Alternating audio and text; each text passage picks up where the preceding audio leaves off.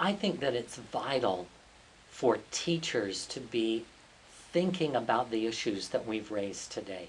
The reason that I think that is so important is because if we want to truly help the students in the school systems in which we work to be contributing members of society, we want them to be good readers.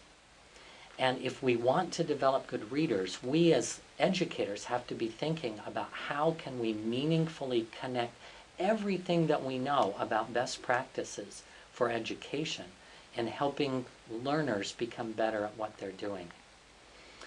I know that many teachers may think that they've got all the skills that they need in order for this type of result to happen.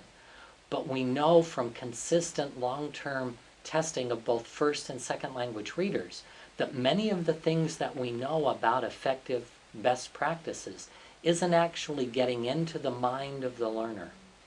So part of what we need to focus on is how can we more explicitly focus and develop the skills that learners need and teach them effectively so that what we know about good learning actually gets into the heads of the learners.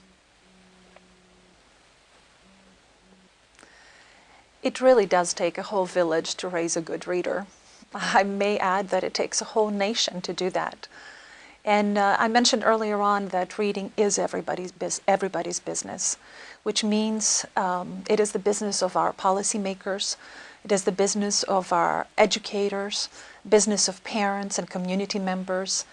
Everything is at stake with the literacy status of our students. We live in a society where a number of our readers are struggling in a number of areas. They're coming into our schools with very little knowledge of print, with low verbal abilities, with maybe lack of motivation to read. But their future, and if I may say, their lives is in our hands. So everything is at stake with reading. I believe that as educators, this is serious business when it comes to reading. We as educators need to continue to learn and grow in our knowledge about reading development, about effective reading instruction, about our students, who are those students who are coming into our classroom every day, and about finding ways to really support them and help them succeed, not in our schools only, but also in life.